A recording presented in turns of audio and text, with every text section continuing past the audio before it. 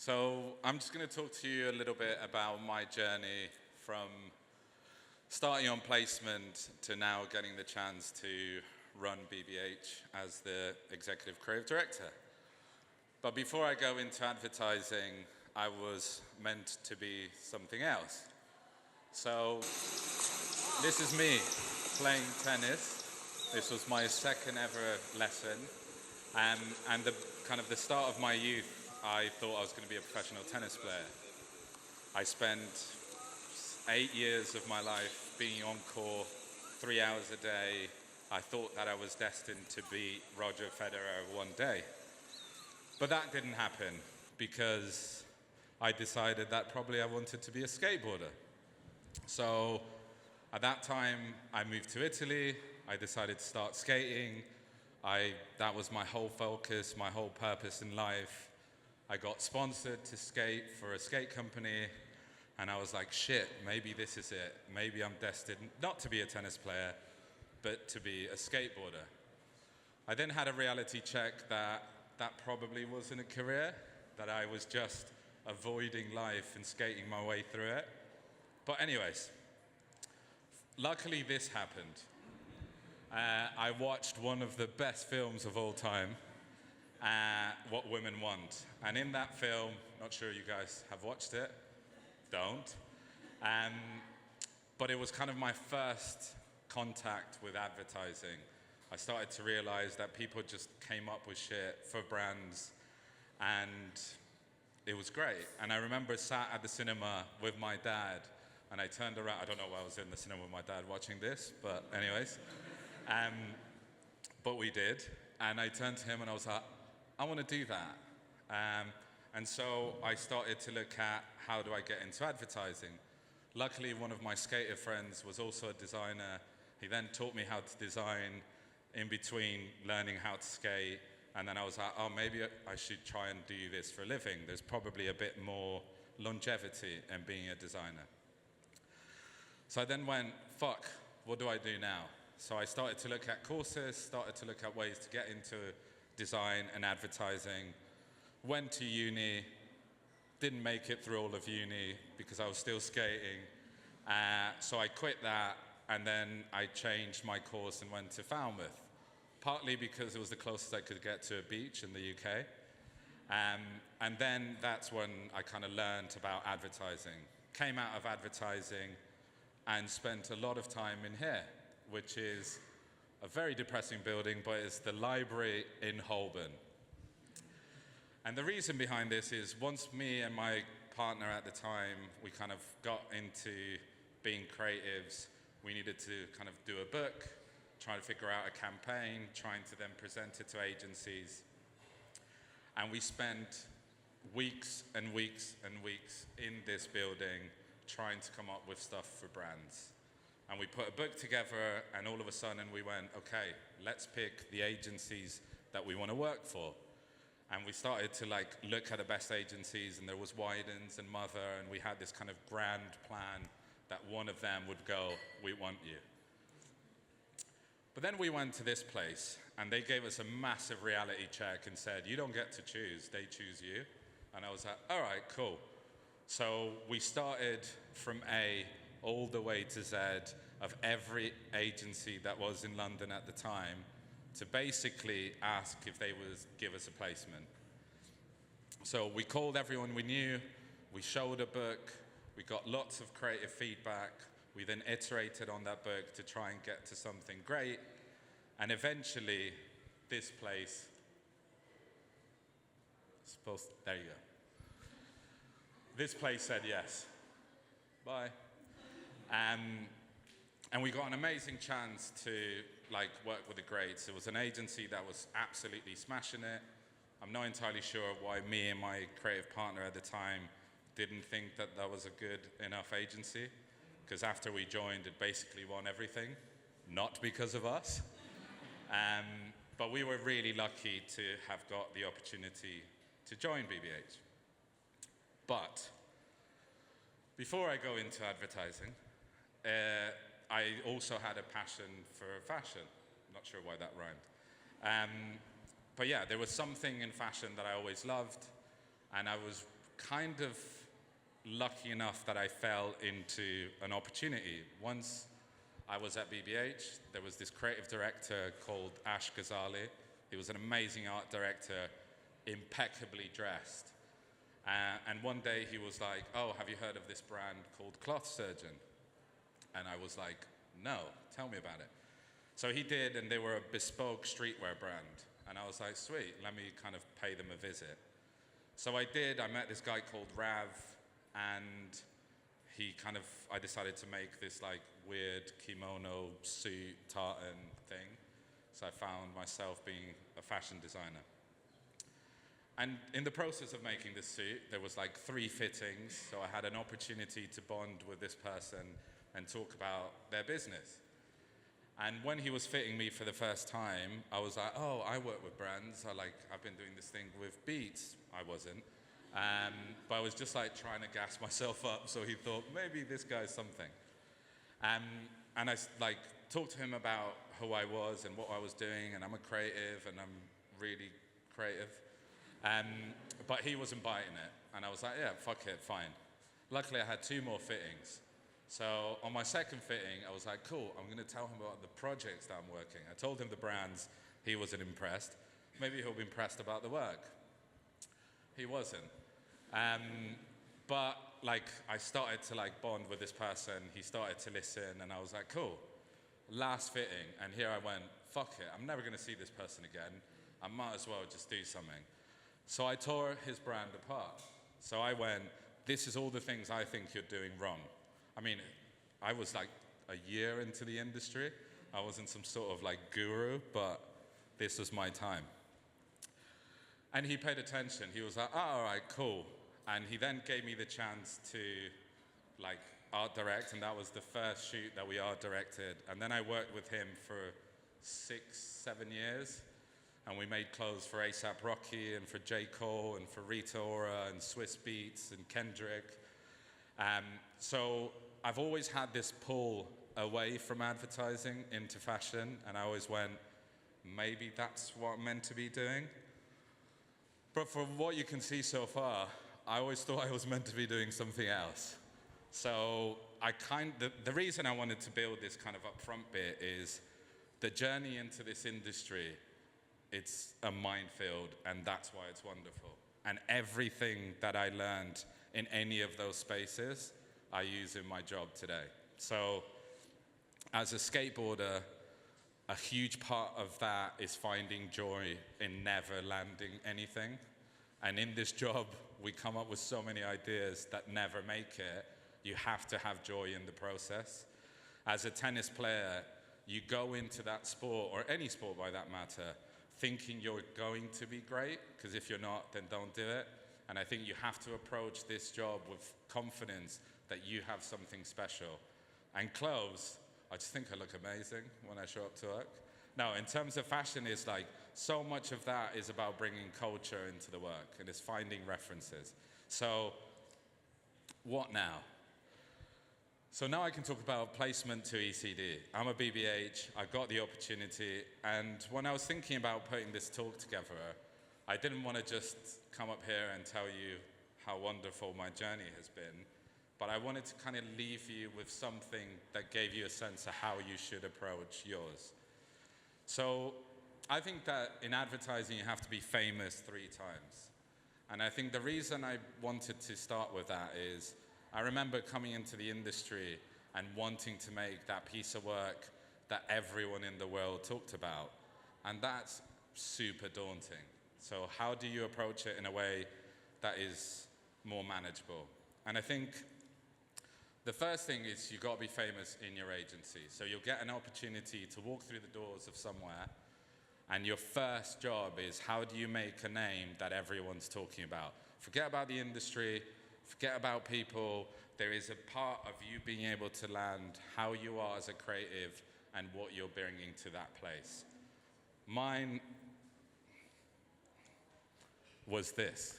So I was lucky to be put on a pitch for FIFA 12, so many years ago.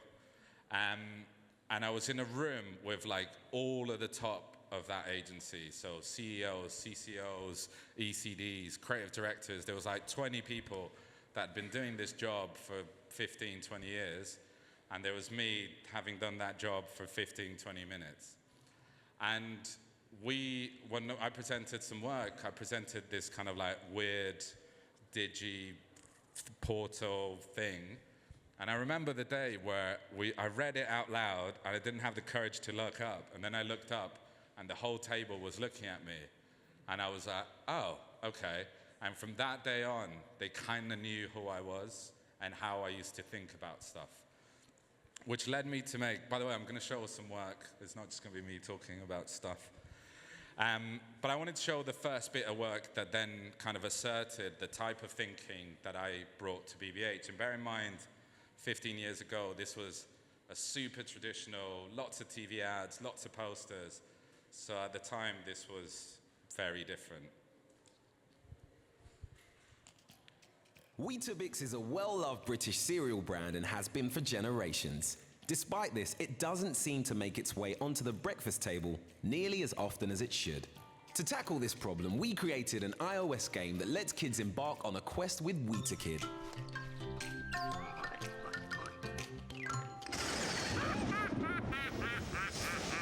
I'm going to strip your world of all its energy.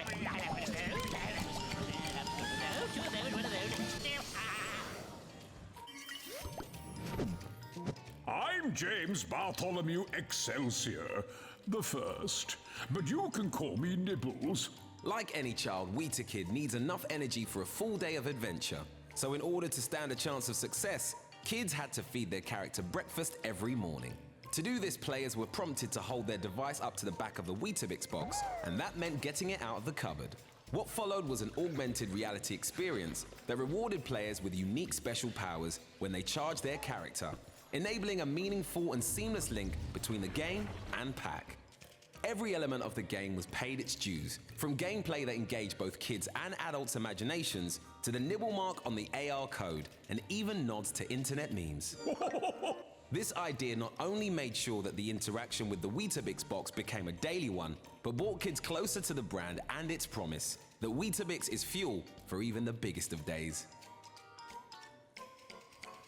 So that was the first piece of work I made, and bless, my dad was so proud. He framed like a screen grab and like gave it to me like I was gonna put it on my wall or something, I don't know. I've not told him that I no longer have that framed thing. But the best bit about this is that this is what happened. People complained that I was bullying children. There was just something like, we put so much work in making an idea that was so different for that time, for that brand. And then somehow it didn't land. And I think going back to the skating thing is, my dad was super proud, but some people were pissed off. And I think the beauty of the work that we do is it'll have an impact on people. And once it's out into the world, who knows what's gonna happen. But because I was not worried about the world, I was worried about my agency, people knew what kind of creative I was, and it was fine. And it got a shortlist at D&AD. Woo! So the next bit is to be famous in the industry.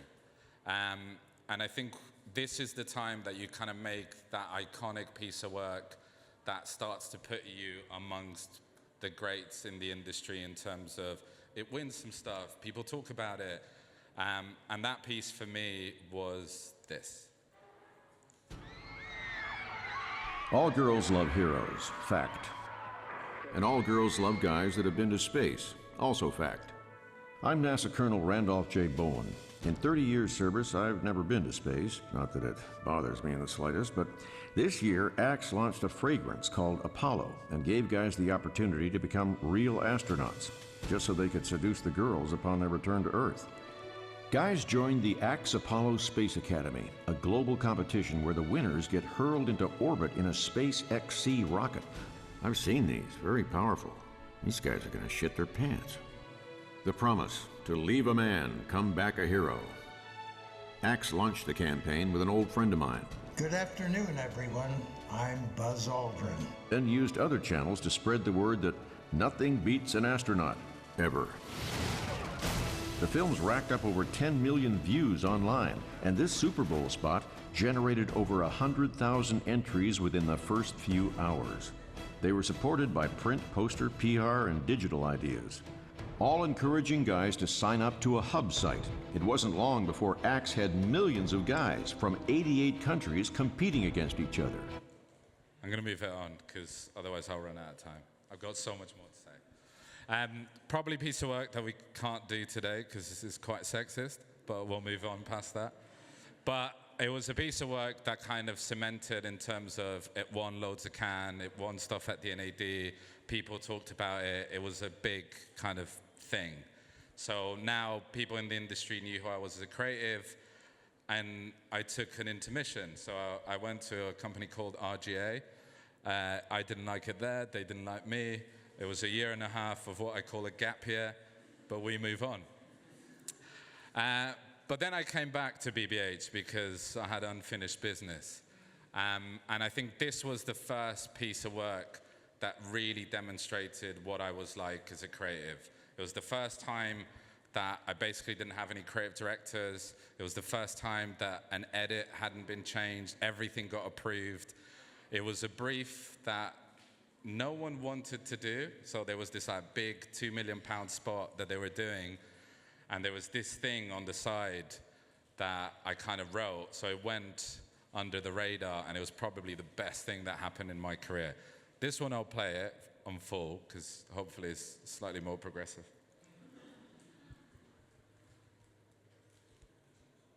Come on. Fuck. So I can't play it? Anyway, let's just move on. You can watch it. We'll send it around. But it was a film for Absolute, and it was like celebrating pride, and it was the message of equal love, and it was a big chain reaction, and it was a piece of work that I was incredibly proud because it had everything that I thought I could do in this industry. I think often we don't realize that the work, well, like the first one, that had maybe a negative impact in the world by bullying kids. This one, I had such an incredible response in terms of people having watched the film and feeling like they felt part of it. I had people in the industry, both directors, producers, other creatives, other ECDs at the time, reach out to say how amazing the work was. So at that point, I was like, okay, people know who I am. I've made it in the industry. And then the last bit is in the real world. I think once you've put enough effort, enough time, and you've made yourself a name, then I think you can start thinking of how do you make work that the whole world talks about. And I've been lucky in the last year that I've made 2 pieces of work that had loads of talkability, that went into world in a slightly different way that I feel incredibly proud of. And that first is this one. What's all this about? Must be for that new Mentos Bazooka thing. Bazooka, huh? Yeah. They turned the classic Mentos and Cola experiment into a Fortnite launcher. We're in a case study, aren't we?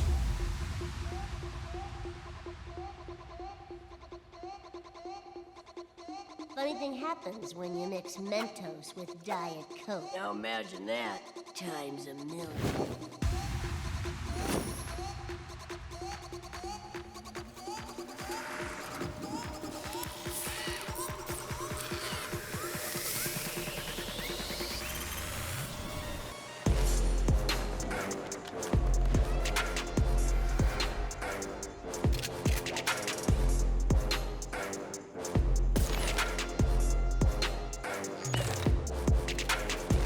Busy experiment. Harness enough power to set off a rocket launcher.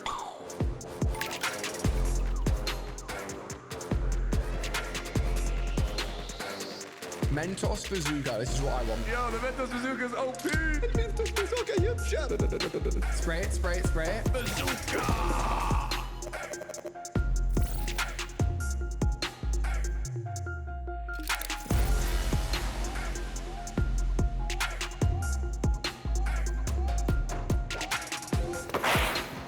Cola and Mentos. I feel like a mad scientist. Oh, I can taste it. Oh, yes.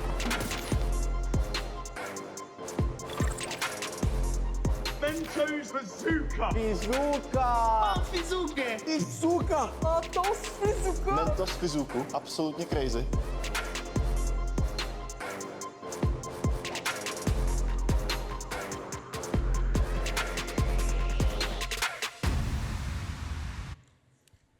So yeah, so we did that beginning of the year, but it's like when I look at 76 years of gameplay in just 2 weeks, you get a sense of a community fully taking on board something that you're doing for a brand.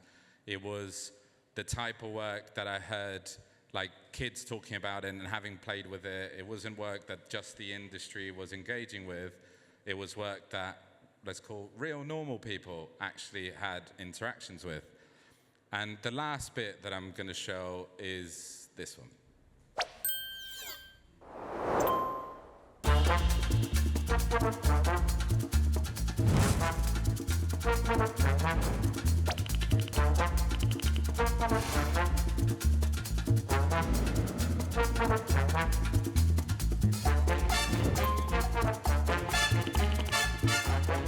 Here's one of me.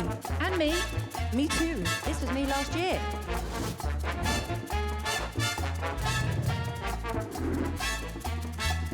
We're in a dark state of raw emotion. Love that these are real mothers. This is amazing.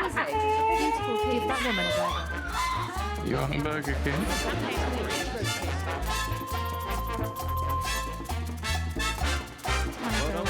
Mothers should get whatever they want.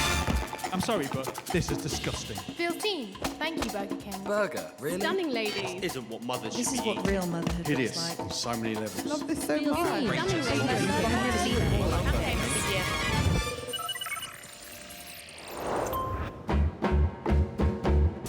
What? Seriously? There's even a petition to ban it. This is probably the most controversial ad of the month, if not of the year. And personally, I love it.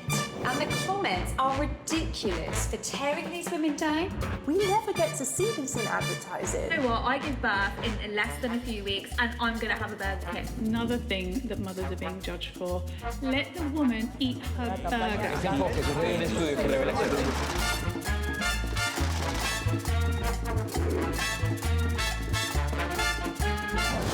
And we even launched the grill line to offer free Whoppers to new mums. You know what mine was? Mine was champagne. And if you're still so fucking angry about it, just grab a burger. You'll be fine. But I think this is probably one of the pieces of work I'm most proud of. I was like, there was a beautiful insight. I've had a kid, he's sat there. Hi. But our experience of this insight was firsthand. And I think the fact that we started a conversation bigger than the work, so people started to discuss gender and what women are allowed to do, and we went into a space where normal people were having a bigger conversation beyond burgers. And I think, for me, I just love the work. I think it is one of those things that you either love it or hate it, and maybe we have to have a bit more courage in our industry to do work that feels polarizing. But I just wanted to leave you on that because it's the end. But it was just to give you a slightly more manageable way of approaching this career. I didn't get to be ECD by just like starting there and then the next day I was at the top. There were manageable chapters, there were twists and turns, but I think if I could give myself this advice back then, it would feel much more manageable. Focus on the agency, then the industry, then the world. Otherwise, it feels quite daunting. And then the last bit is, it has to be fucking fun. Like, I got into this because it had to beat skateboarding and tennis. So if I'm not gonna have a better time doing that, I might as well just go back to being a broke skateboarder. Yeah, so that's been my journey. I'm gonna pass it on to Ash and Sara. They started on placement at BBH, just like me. And hopefully they'll be the future ECDs of something, somewhere. I have no clue what they're gonna say, so let's enjoy.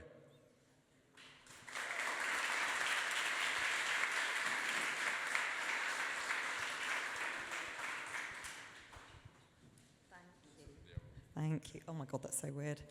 I'm going to plop that down. Plop that there.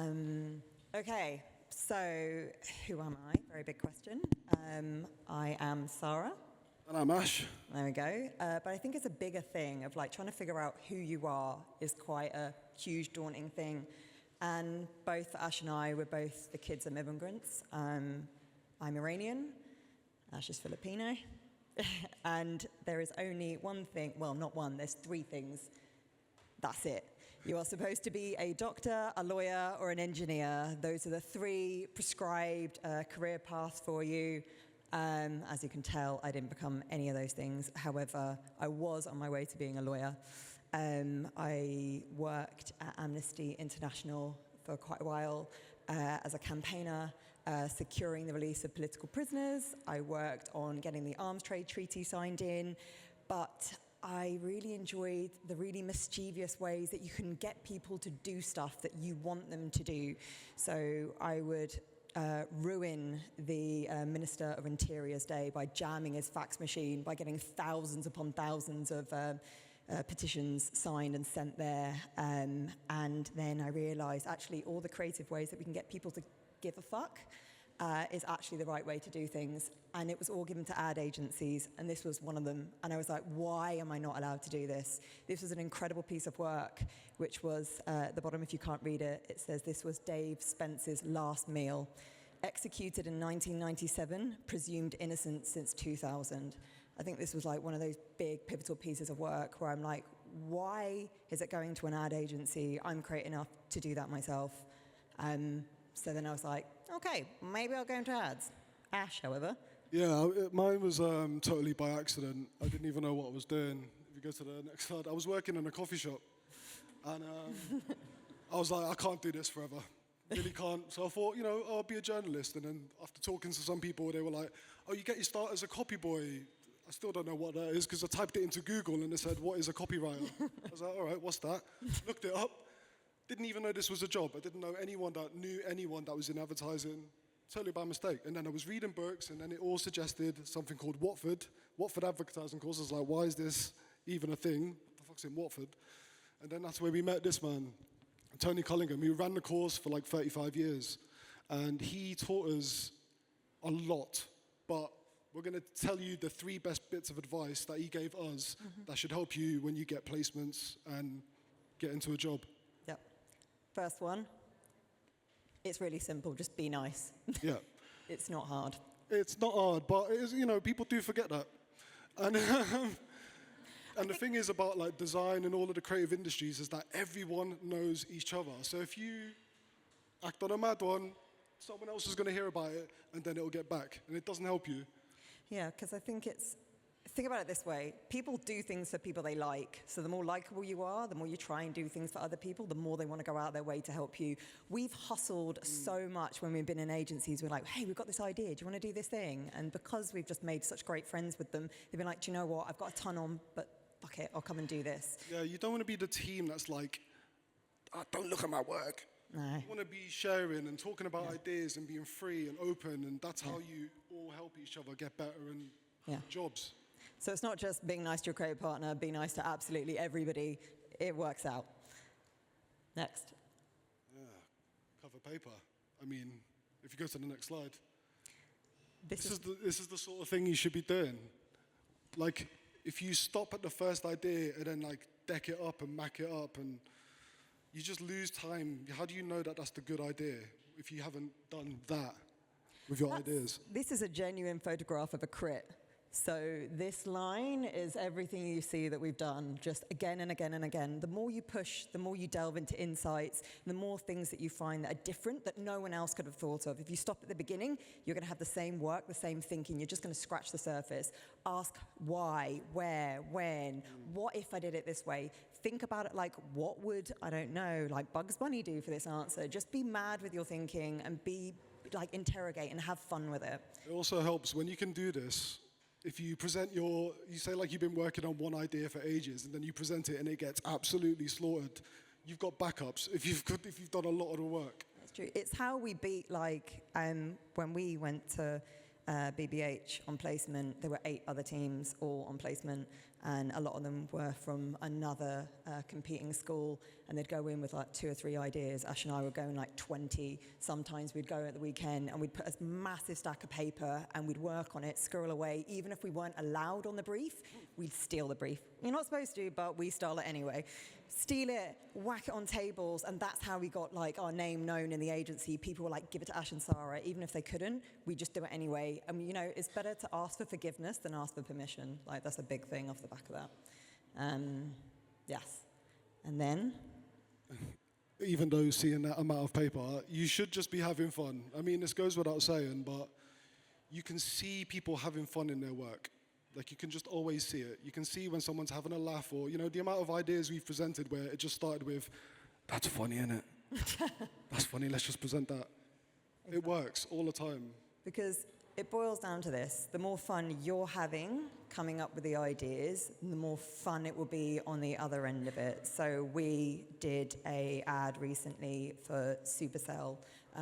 They were releasing a brand new game, and we just wrote the dumbest, funnest, silliest scenarios, and we had unbelievable amounts of fun. And then this was just some of the reactions to it. It was really crazy. So when, you know, Felipe talks about being famous inside your agency first, and then the industry, and then beyond that, like literally there's like 6,000 comments all being like, I wish shows would be as good as this commercial. This is so good, what the fuck, I can't stop rewatching. I mean, like, that's the really cool thing about advertising, that quite often it can just be entertainment. Like, this is stuff that people actually wanted to watch. I mean, if anyone's here watching that wants to commission that into being a TV show or a film, please tell us. And it comes back round to this. So, who am I? You've got to figure that out, who you are, because that's what your book is supposed to do. Yeah, you know, like, even walking around, there's a lot of personality in the work. If you've got a book that just, it all looks great and it all works, but it doesn't feel like yours, then that's not what's going to get you in. I want to see, like, the weirdest shit I've ever seen, or anything that sort of speaks to you as a person. And I know there's like, oh, you should put different brand voices on, but your book is a reflection of you. So that needs to really, like, your book needs to stink of it. Yeah, I think when you open a book, your book is reflecting who you are and the kind of thinking you have. And the agency that goes, oh, I really like that book, will let you do more of that work. So it's what work do you want to make? What things interest you? What do you find enjoyable? I'll open up a book and be like, oh, this team is really funny. Or this team's got a really dark sense of humor. Or maybe this team is like really, you know, brilliant, like emotionally with their thoughts. Or it's really smart thinking. It's not to say you only have to do one thing. It's kind of figure out who you are and the kind of work that you're going to want to make, because you'll be stuck making that kind of work for a while. So it should be the ultimate reflection of like what you like, what you don't like, what you stand for, you know, everything. As in, if we're flicking through a book, you can definitely tell when it's like, oh, this team is like this, and you get into it. And that's what's going to, different agencies have different vibes. So if you put yourself into the book, then you'll find the agency that's right for you. Instead of trying to fit into their mold, you're finding someone who'll figure you out and do well.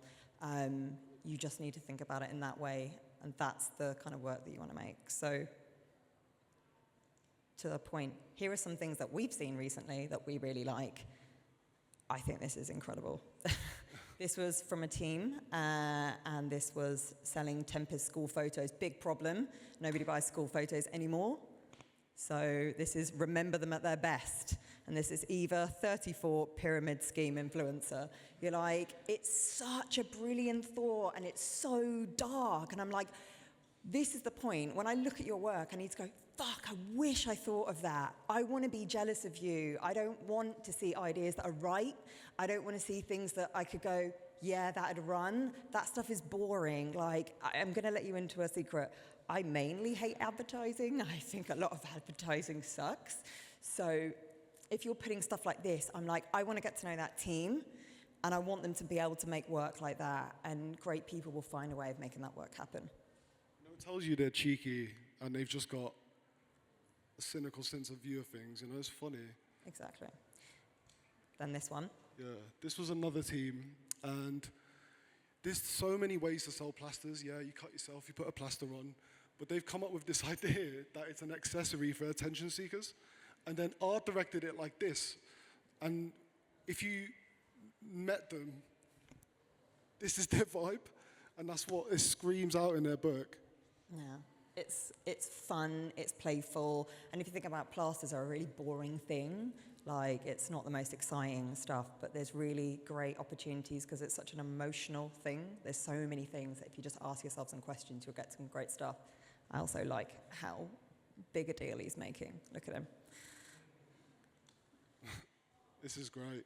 This is for impossible, meat from plants. And we've seen a lot of this in so many different books, but this was genuinely the most interesting one we've ever seen, where it's just a comic book about the cow lives, and every single execution was just a different comic on how the cow lives. Super simple. I think it's a really, really good example of ads. Like quite often you'll see very addy lines. They don't talk the way that people normally talk. The way you want to be writing an end line is the way that people speak. It should sound like what you would say to a mate at the pub. It should sound like something someone say like in a playground. It needs to be like quite normal. Like I don't understand why you would try to make it sound really, I don't know, deep. It's just terrible. This is fun, it's playful, it's enjoyable, and I've never seen this before. Like that's your goal. I want to just turn pages or like scroll through your book and go, I've never seen that. That's incredible. Yep. And then, just a different tone. This is, I think, a really powerful piece of work. It's very simple. You know, getting people to wear helmets is a really difficult thing. Think about, probably on your way here, the amount of people you saw on a Lime bike or something, nobody's wearing a helmet. And this is just a really simple, smart, and it's same team that did the first piece that was very dark, but this is quite a powerful, simple, beautifully art-directed piece. You know, it's your helmet or your head. It's pretty great. Okay.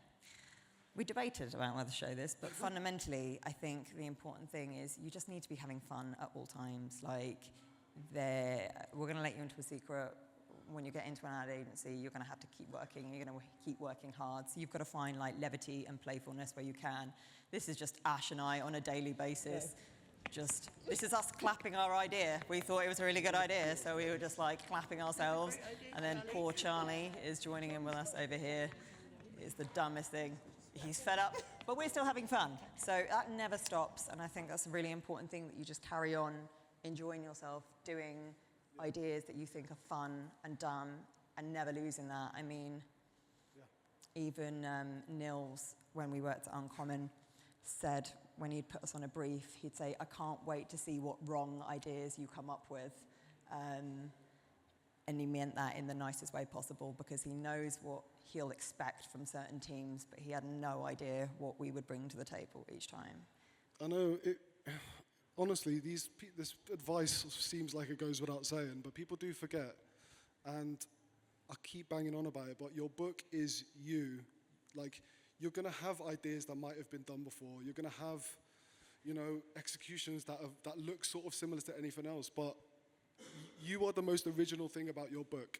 And if that shows in your book, then you'll get snapped up everywhere, because a lot of books are the same.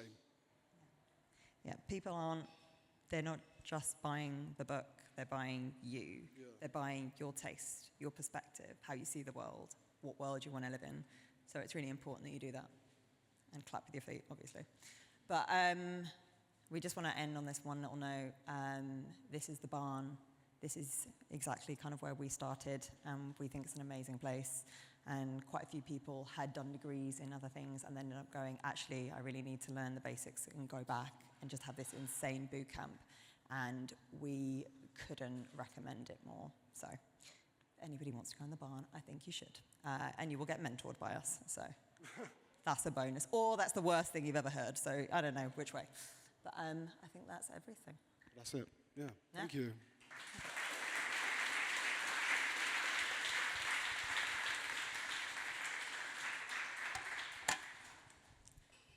Questions? No questions?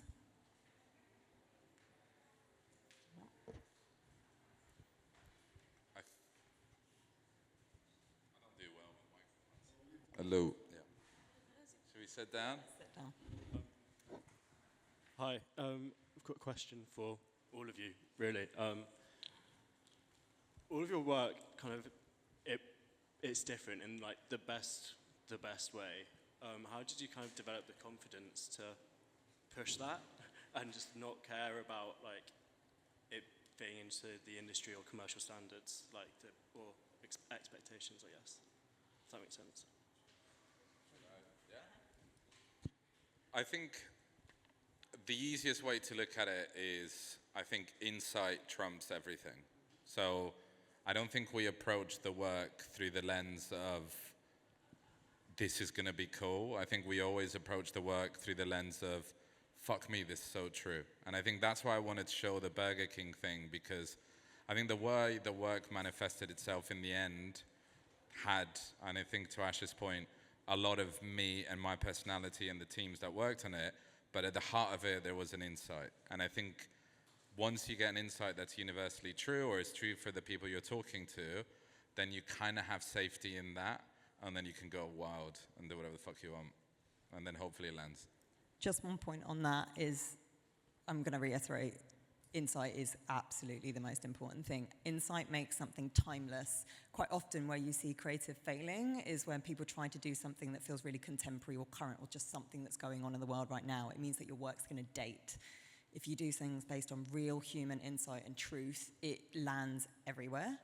And it means that your book will never date either. Yeah, and just to add, like, insight is absolute the number one thing you need to do. And then how you populate it, that's where your personality comes into it, right? What references are you pulling on? You've probably seen things that no one else has seen. Your particular combination of things is particular to you. And then how you bring that to life. Like, you can take one insight and play it straight or serious or make someone cry, or at the same time you can make a comedy script about it and laugh about your trauma, and that's funny as well, but it's the same insight. Also, just fake it till you make it. No, if you believe it, everyone else is going to believe it. They'll, emperor's new clothes. That's what I say. Perfect, thank you. I actually have two questions for you. The first one is, how do you work around ethics within your project? So, for example, the Burger King thing, you've shown kind of women in having birth. How do you work around the ethics of showing that to the public? Or is that something that's allowed? So, I mean, there's like multiple different avenues in terms of that. So that project in particular, we worked closely with Mumsnet. So I knew it firsthand with my experience with when Kelly gave birth that it was a truth. So to the earlier point, you can't deny that bit. The next bit is how do you deliver that truth, acknowledging the sensitivities of it. I think the best work will be on the edge of kind of going, some people will be triggered, some people will be upset, but no one can deny someone's experience. But along the way, we will bring people on board that are experts, or it's a body that can kind of validate some of that, if it is in that space where ethics will come into play. And in the Burger King example, we did a huge survey with Mumsnet to make sure that that was legit. All of the photos, there was no intervention. It was all shot by the partners at the day that they had the kid and the baby. So we tried to approach the project with as much distance to make sure that it was pure to the insight. It's all UGC. The only thing we did is we retouched it and did the layouts. So there is a fine line to navigate, but it's an industry that has so many experts and so many people that you can kind of find the way to make sure it lands. Yeah, that's... And I think you've got permission from all of the people, right? Yeah. That's the most important bit. No, we did, yeah. Everyone said yes to be showcased in that work. Yeah, I guess my second question was also, you were talking about finding who you are as a designer. What would be your best advice to finding myself as a designer? Wow, you don't need to go on a gap year. I just think, look at what it is that you love. What do you watch? Like, understand what your taste is, because that's normally quite a key indicator as to what it is or who you are. Like, what are the things that excite you, what bores you, like when do you turn off? I mean, one thing that helps me is, like, question why you like things. Like, really dig deep into that. Like, is there a memory from when you were a kid that it reminds you of? Like, you know, when you're, say, like, you're just, like, going through Pinterest and you keep being drawn to certain things. Ask yourself, why do you like that? And really get into it, like self-therapy. And it'll open up different avenues. And that's how you, by constantly doing that, you're sort of chasing your voice, you know? Like, why do you laugh at certain things and not others? You know, this stuff is all particular to you. There's, the one thing for me is, we are lucky to work in an industry where you get to make whatever you want to make. Like, not many spaces do you have that. Like, I want to make the work that I make. It's not, I'm forced to by a client or I always put forward the stuff that I genuinely want to see out there. So I think approach it with that level of privilege of, I'm not here to fit in, I'm here for a really selfish and self-interested of like, I just want to make the cool shit I want to make. If people want to make it with me, great, and there'll be some people that want to do it. Yeah, Ash and I have been trying to sell in a musical for many years now. It's not worked. We got close. No. He said no. We've got close a few times, but the point is just whatever it is that you enjoy doing. That's normally a big sign, right? When something comes really easily to you and you're having fun doing it, that's normally a real big testament as to that's what you kind of are interested in and what you want to do. If you find it's more of a struggle or you're really pushing yourself to do it, it's a sign maybe that's not really kind of my tone of voice or what I enjoy or makes me excited. So I just graduated, probably like a few people in the room who, with us. And I'm very eager to find some work, you know, like I want to find a job. And you said that you made a list of all the design agencies from A to Z in London. So how do I, you know, let it be known to other people that are in the industry that I'm eager to work without, like, you know, looking like I'm harassing them or I don't want to annoy them, you know what I mean? So how do I do that? So we are a hustle industry. Don't be apologetic about the hustle. Like, we hustle to make work, we hustle to get jobs, we hustle to get the work through, we hustle for the work to be great. The most fun part of the industry is that hustle. I am never going to be pissed off because someone wants to work at BBH. Like, not only is it a bit of an ego boost that we're doing the right thing, but I was there. I knocked on doors. I pissed people off with my eagerness. And the one thing is, and I talk about the word privilege, is it is a privilege to work in this industry. It is nothing like anything that's out there. And I think having the hustle to absolutely wanting to do it, that's all good. Don't feel like you're harassing anyone. Yeah, for real. Like, unless you turn up at their house, like, in the middle of like, it's fine. Like, we're so busy that if, you know, sometimes we just don't reply to an email. But then, you know, if you follow, just keep writing emails. No one's going to be pissed off. Like, seriously, no one's going to go, why is this person emailing me all the time? You just go, oh, shit. All right, let's meet up.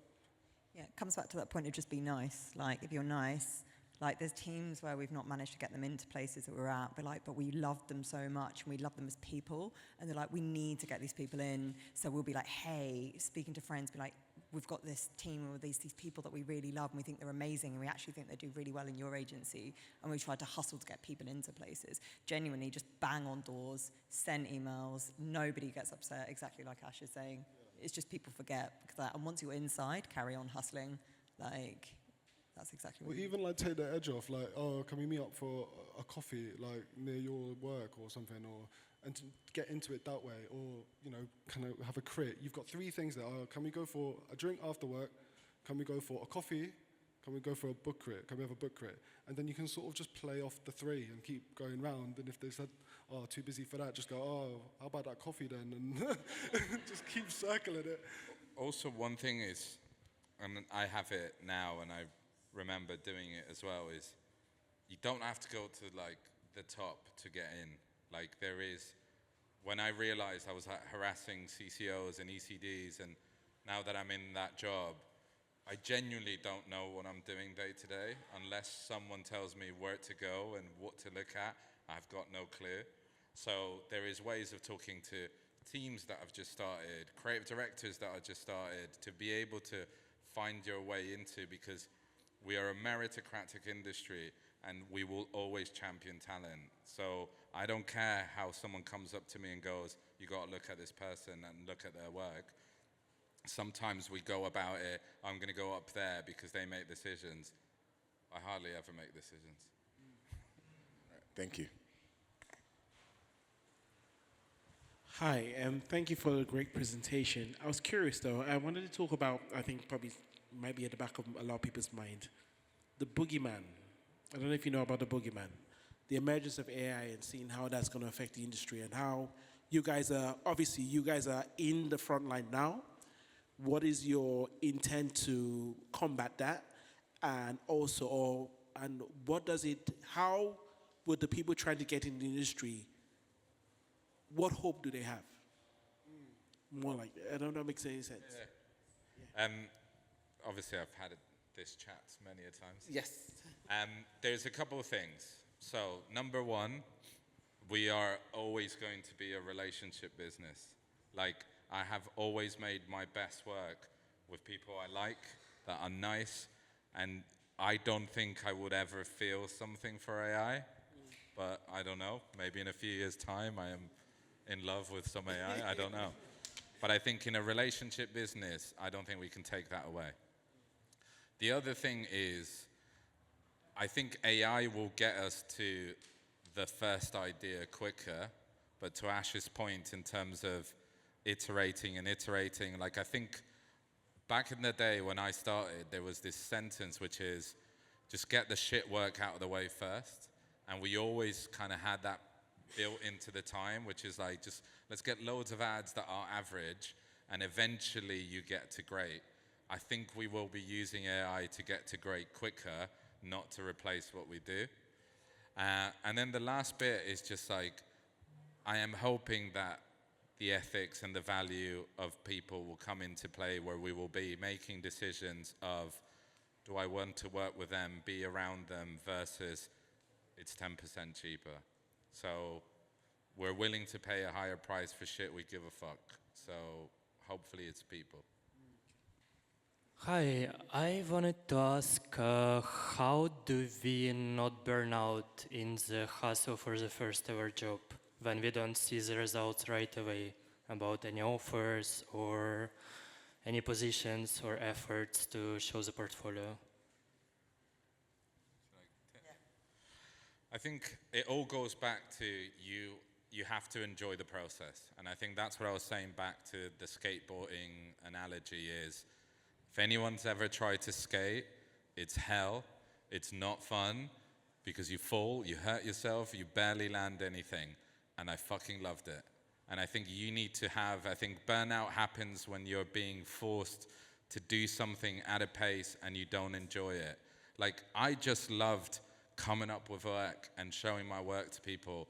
Like, getting the job, obviously it's a need, but I knew I was in somewhere special where I couldn't wait to go back to that depressing library to write some more stuff. So you have to find the joy in the process, because that will be your career for the next 15 years. There'll be times that you'll be up late, there'll be weekends that you'll be doing it.